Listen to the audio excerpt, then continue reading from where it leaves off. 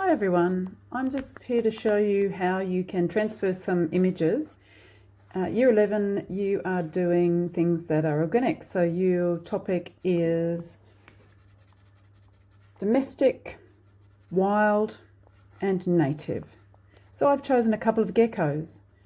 I got these on the Department of Conservation website and I've just used my computer laptop to trace over them. Something you could do is get onto your TV, record a show from a nature program, pause it and then trace it from that, and then take a photo with your phone and do it that way. There's a couple of ways that you can do these. I'm asking you to do at least 3 to 5 thumbnail images, and I'm just sticking with the same theme, which is geckos. I'm going to get 3 different types of geckos, and then I'm going to paint my favorite one with slight modifications probably, so that when I use it on my folio board, I'm going to have 3 or 4 slight differences. I'm doing it generally on A5, but you could do A6, which is half of A5. Your final painting you could do at A4 if you like. Now here's a method of transferring. Once you've done some tracing, you just shade on the back of your sheet of paper, and you can get quite a lot of detail this way. Now if you're really confident in sketching, absolutely use lines and circles and all those sort of things to mark out where you're going to put your pieces.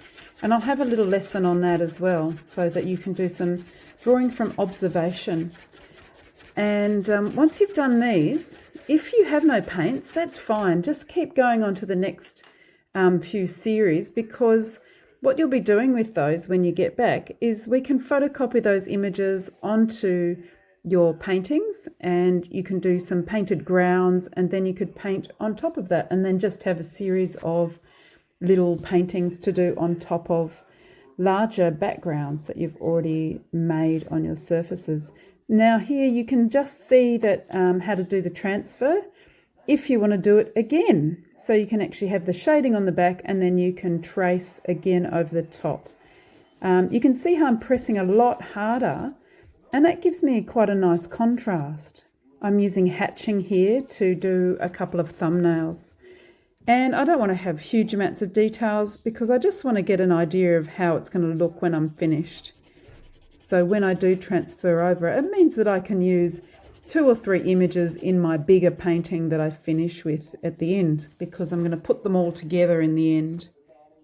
So with these transfers, you want to take your time and get 2 or 3 really good ones, and then you can lay out again in your own time. I got it from the Department of Conservation site, so now I definitely know that it's native to New Zealand.